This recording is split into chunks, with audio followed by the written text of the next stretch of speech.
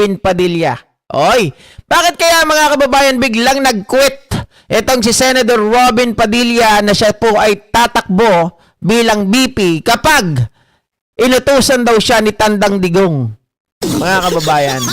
So ayon sa mga balita ngayon, dahil nga po nag-announce na si BP Sara Duterte kung sino po, mga kababayan, yung kanyang ni-recruit na Vice President, sabi ata ng mga iba dyan, yung clue daw ay malayong malayo at malabo na si Robin Padilla ang tinutukoy. Oo nga naman, mga ka-GPnatics. Kaya, sorry daw, Robin. Isipin nyo kasi, mga kababayan, habol sa mga tao na may ginawang mali.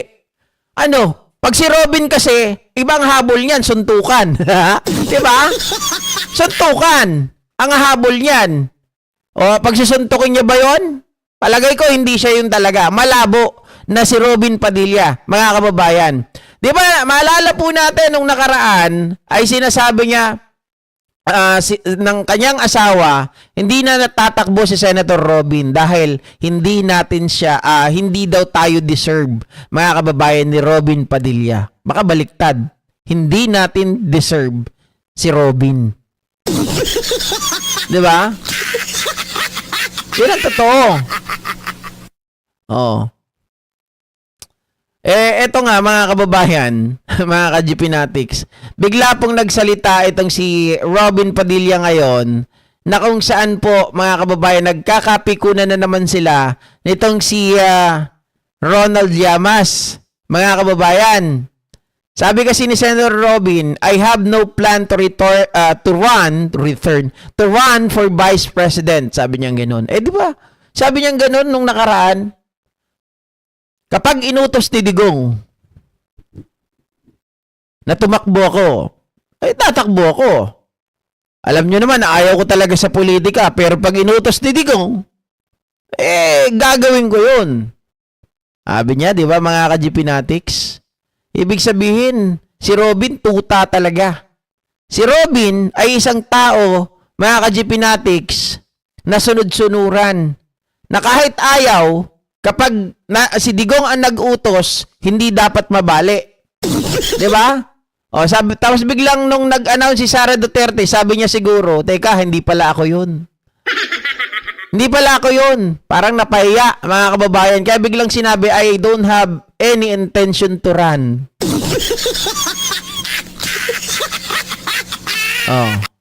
Sabi niya, Senator Robin Padilla on Sunday revealed that he has no plan to run as Vice President, ending days of speculation that he might seek the government's second highest elective post. Robin, tama lang na wag kang tumakbo ng Vice President. Kung si Sara Duterte kailangan ng tawag dito, mga ka-GP na advanced questionnaire, baka Robin, pag ikaw na ang tinanong, I move, sabihin mo. Diba? Baka mamaya, mga ka-GPnatics, kapag si Robin ang pagkaharap ng mga foreign leaders, o kaya inimbitahan si Robin, mga kababayan, no? Ano kaya sasabihin niya? Paano kaya siya sasagot? Paano niya kaya iintindihin yung sinasabi ng mga foreign leaders? Kumbaga, pabigat. Diba? Kahit si Sara siguro, mga ka-GPnatics, hindi ko kunin si Senator Robin Padilla. Diba? Kahit si Sara, kahit ako man, mga kababayan, hindi ko kukunin to. Anong may tutulong yan sa akin? Diba? Walang may tutulong yan. Tapos sabi niya ganun, spare parts lang daw ang vice presidente. Paano kung may nangyari kay Sara, ikaw naging presidente, di lalong lumabo ang Pilipinas? Anong gagawin mo doon? Anong gagawin mo ron? Sabi niya, advokasya lang naman yan. Advokasya, mga kababayan, ha? Tapang na mukha mo magsalita. Advokasya lang naman yan. Kaya mo ba? Visit. Oo, si Marcoleta yon. Yabang lang meron dyan kay Robin, utak wala. Lalong matatanga si Puset pag ginawa si Boy Silly, boba na nga, dadagdagan pa ng tanga. Great tandem, di ba? Ang mangyayari niyan, it's a great pretender. Di nga natin alam bakit nanalo yan at naging number 1 pa. Buwisit walang alam sa batas. Hanggang ngayon, wala talagang alam eh. Isipin na lang natin mga kababayan, noong mga panahon na yung maraming uto-uto. Sabi ko nga sa inyo, kinantahan lang yan ng Wonderful Tonight eh. Tapos wala pang utang na loob yan, di ba? Dinala yan ng Uniteam as a guest candidate, mga ka-GP Natics, pakiusap ni Sara Duterte. Tapos nung nanalo, aba, biglang sinabi, hindi daw si Bongbong Marcos, hindi daw Unity man nagpanalo sa kanya. Buwa ka ng nanay niya. Di ba? Anong gagawin ni Robin? Magsusuklay na lang ng balbas. Tanod bayan, tatakbuhin ni Padilla. Kapal na mukha no? Mga ka-GP Natics. Tapos, ang lakas pa ng loba, sabi niya kay Ronald Llamas, mga kababayan, magsipilyo po kayo, ang baho ng lumalabas sa bibig nyo. Kasi sabi ni Ronald Llamas, yung gusto mo maging vice president, hindi dahil nais mo maglingkod. Pero inutusan ka ng preso sa ICC. He only confirmed accusations na wala siyang sariling utak. Na bad trip siya doon, mga kababayan. Na bad trip si Robin Padilla doon. Totoo naman, na real talk lang. Diba? Yun ang katotohanan, talagang masakit eh. Truth hurts. Isipin mo yun, yung tao, nakakulong sa dahig, tapos, yun pa ang susundin mo. Diba? Ibig sabihin, hindi mo talaga gusto na maglingkod. Dahil inutusan ka lang ni Digong Duterte, oy, tumakbo ka. Kinumpir mo talaga na wala kang sariling utak. Kaya nga, pag-kumpirma rin na wala talaga siyang sariling utak, noong panahon na sabi niyang ganon, ay, hindi ako pipirma dyan sa Blue Ribbon. Kasi susundin ko yung sinabi ng aming minority floor leader. Kailangan maging solid kami. Malaman-laman natin, teka, paano kang pipirma dyan? Hindi ka naman pala member. Diba? Pangalawa, mga ka-GP Natics, kung naging member ka, hindi ka rin naman magpapasya as a member dahil may utak ka. Magpapasya ka lang dahil inutos ito, diba, ng leader nyo. Wala rin kwenta. Diba, mga ka-GP Natics? Walang sariling pag-iisip. Kumbaga, yan ay susian.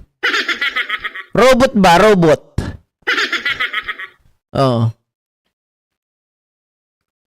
Sabi ni Sir Leo, buwakaris na yan. Baka hindi yan nakita ng Comelec sa Diskaya pala. Yung mga machine na ginamit sa eleksyon.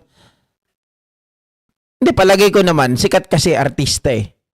Diba? Artista eh. Daming mga na humaling kay Robin. Dinala pa ng Uniteam na naging itim. Mukhang ayaw nga ni PBBM kay Robin nung una.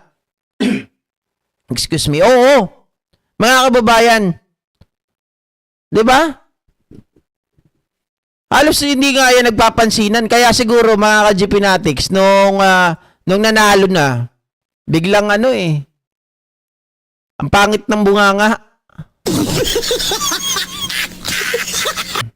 Pero Sir GP, ang kutob ko si Mayor Isko ang gusto ni BP Chucky Sayad. Kasi si Mocha at Mayor Isko ay parehong alaga ni Banat Bay. Mukhang sunod-sunuran si BP Chucky Sayad. Hindi, Marcoleta yan. Palagay ko si Isko hindi natatakbo yan ng mga kababayan. Hindi yan tatakbo ng pagka-presidente. Pero malay natin. Malay lang natin ha.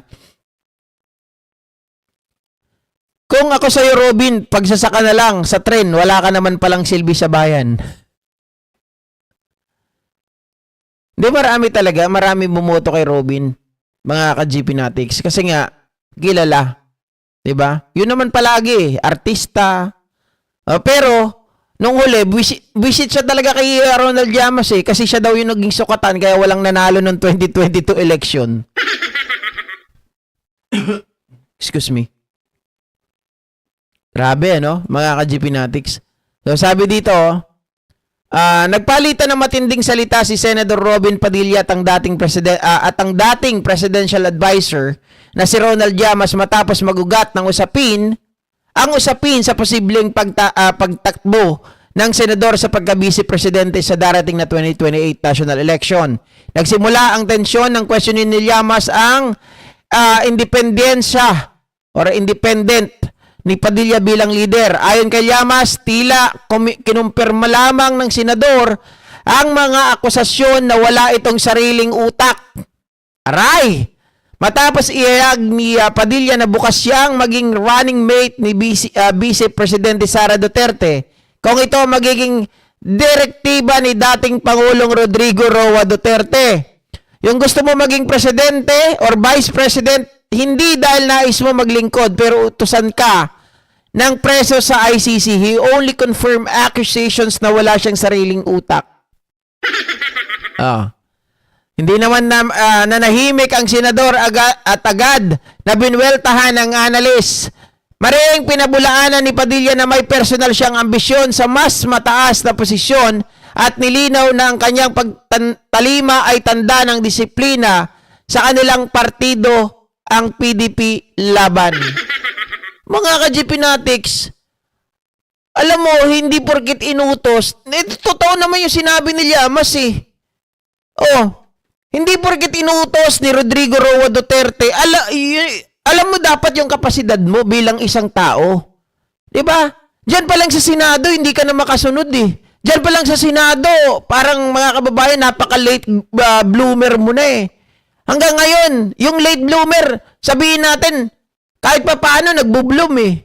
Late nga lang. Pero si Robin Padilla hanggang ngayon hindi nagbo-bloom, sabi ni Senador Trillanes sa kanya. Ano ba 'to si Robin? 'Di ba? Imbes na patanda, pabata ng pabata. Suntukan lang ang alam. 'Di ba? Pati yung parliamentary procedure, hindi man lang maintindihan kung paano yung ginagawa.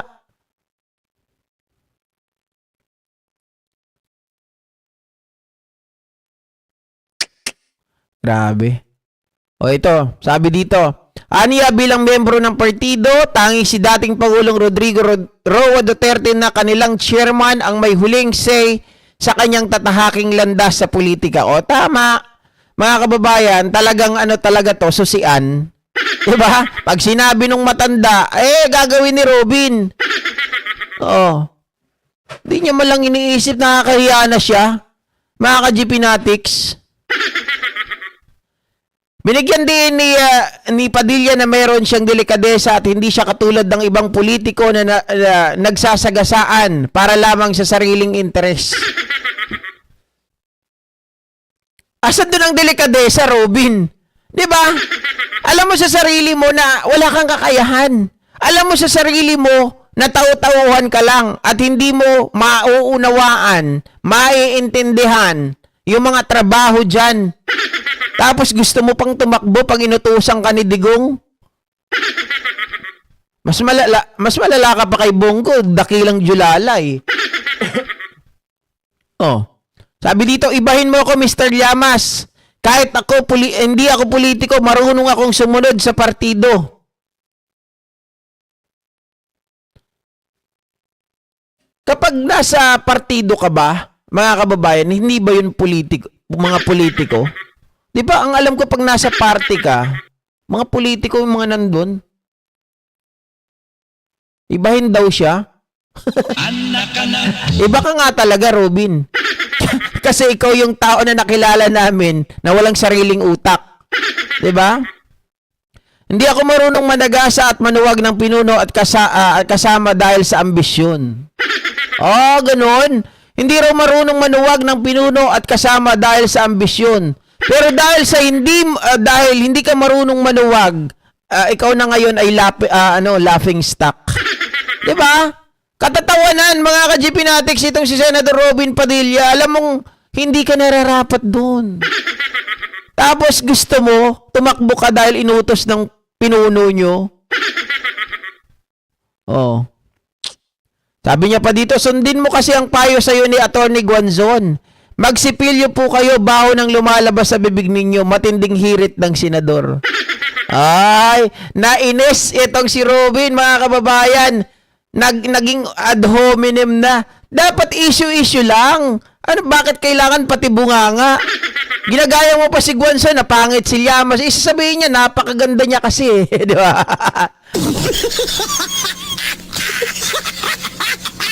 Grabe. Paktay ang Pinas pag nagsama Sarang Robin. Sir Tony, may utak si Robin pero wala sa ulo, nasa talampakan niya. Meron naman, Boss GP, kaso lang lusaw, sabi ni Jenner Nova. Ang sariling desisyon. 00 IQ Boy Sili. Dapat kay Digong siya humingi ng sahod. Hindi naman pala sa taong bayan siya naglilingkod eh. Doon siya kay Digonyo dapat sumasahod, hindi sa gobyerno. Kurak! Diba? Marian Keith. Dapat doon sa mga Duterte. Tsaka dapat hindi na po siya tumakbo bilang senador. Kung doon lang pala siya maglilingkod. Pwede naman yun eh, di ba? Huwag na siyang tumakbo. Hindi na siya dapat nagsenador. Pinagsilbihan niya na lang ng pinagsilbihan si Digong. Pati si Sara. Robin Padilla for president. Meron na pikon talaga si Boy Bigote, guys. Sabihin ba naman si Ronald Llamas na puro mabaho lang daw ang lumalabas sa bibig kaya magsipilyo.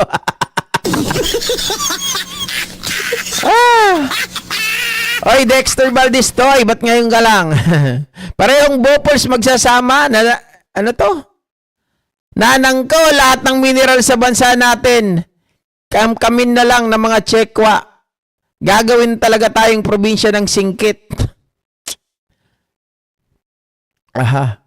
Sir GP, nasa ng utak ni Robby? Nasa talampakan ba kaya? Napakan na niya, malamang. O kaya naitain niya na, guys. Ay! Sorry. Binoto ng kumpare ko yan. Number 1 siya sa balota ngayon. Tinatakwil na. Parang yun narinig ko na usapan dati. Nagpunta kami ni Mrs. sa Novaliches. Nakamotor kami noon, yung lumang-luma ako pang motor yung gamit namin na nagkanda sira-sira. Natapat kami doon sa magkukumpare. Nag-aaway-away dahil kay Robin. Sabi, grabe naman yun. Number 1 natin sa balota. Wala palang alam. Nagsisi.